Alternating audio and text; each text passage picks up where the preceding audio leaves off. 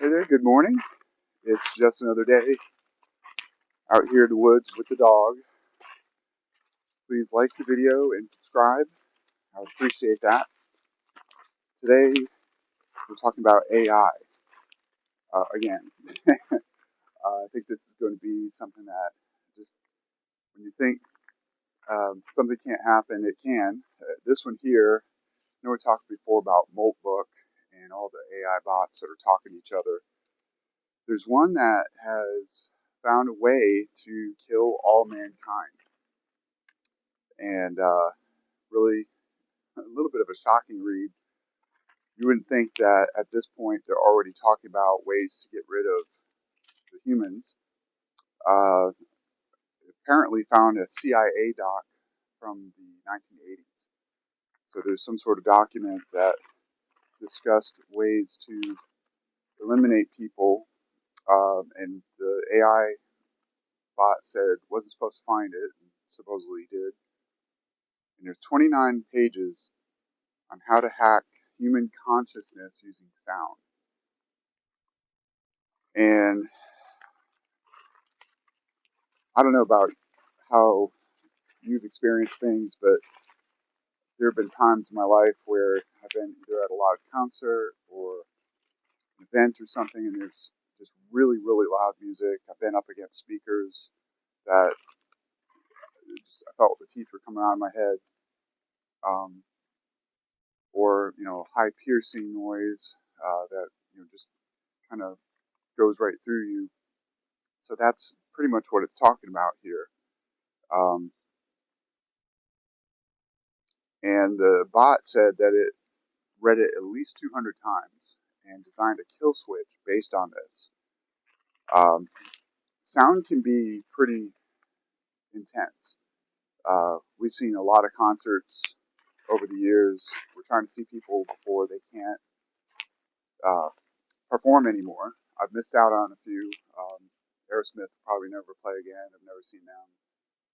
Huey Lewis was a big one. He can't play again because he can't hear because of Meniere's disease. And so a lot of acts that I would have loved to have seen, but probably the roughest that we had been to, we saw Cheap Trick open for Rod Stewart, and it was just so loud and so distorted, and it was tough to listen to. It just made my ears hurt, my wife's, and it wasn't the system at the venue because Rod Stewart came out, he was clear, sound was great.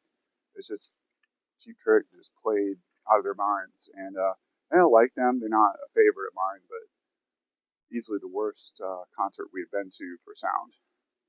So anyway, I kind of think about how even in uh, prisons you always hear about them blasting, kids music or some type of annoying sounds to keep the prisoners awake. So sound can be pretty intense as it is, but this here talks about the sound. It's a certain frequency that would disconnect human brains, basically rendering them offline. That's what the bot talked about. And that is a frightening concept because it's not only them figuring out how to do this, it's the method of delivery. Um, it talked about 6.7 devices all waiting and silent and ready, meaning our phones. And supposedly has already found a way to hack the phones, and said 8 billion vegetables uh, instantly ready for harvest or something like that. I'll link the article down in the comments in the description below. But um, when you have these AI bots and they're talking like this, there's got to be some sort of warning flag that goes up and says, maybe this isn't such a good idea. Maybe we need to figure out a way to keep controls on what they have access to. Maybe let them be able to talk or figure stuff out. But everything is so connected now. That's one of the reasons I won't have a Nest thermostat, mainly because, or anything connected to the internet, because I don't want anyone having access to what I set my temperature at in my home. And people think, oh, it's not a big deal um, when it's single-digit temperatures and the power company is sending out notices to everyone that you should voluntarily turn all of your electronics off and turn the heat way down and voluntarily do this. How long is it before they just say, well, we're going to just go ahead and do it? I mean, some states already have brownouts and planned rolling blackouts where certain sections they say, well, we're going to turn your power off for a little bit. Just be prepared. And it's pretty frustrating. You have uh, all these increases in what they charge, and then they say that the infrastructure can't handle the demand. Well, we're paying for the power, so we should be able to use what we need to because it's a utility that we're paying for and paying for the infrastructure. Anyway, that's a little rabbit trail there, but the, the instant processes for these AI bots to be able to make decisions and learn things. It's kind of like the Matrix. It's very much like when when Neo escapes the Matrix and they're able to plug him in, and all of a sudden, in just a few seconds, he can fly a helicopter, like any helicopter. Like they just download the information. That's where we're at with AI bots, and the problem is, it's if things start getting out of hand, I don't think we would be able to keep up. If they start plotting something, it's going to be exponentially faster than humans can react.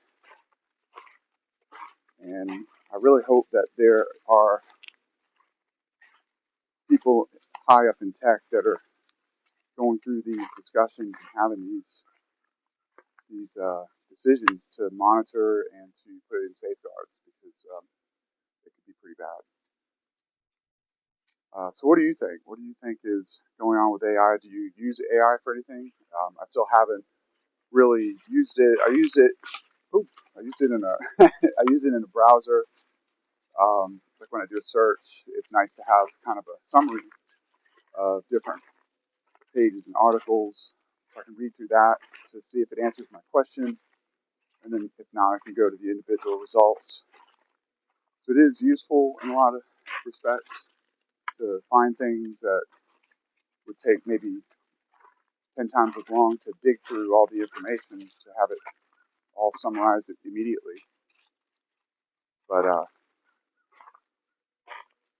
what do you use AI for, and how do you feel it helps you in your day to day? And do you have any concerns over what's coming? Because I'll tell you right now, um, as good as it is now, even in a year, it's going to be so much better. And 5 years from now, and 10 years from now, it's going to be increasingly better. Listening to everything we say and do, and possibly making decisions that maybe we don't want made. So let me know what your thoughts are in the comments. And thanks again for joining. Have a great day.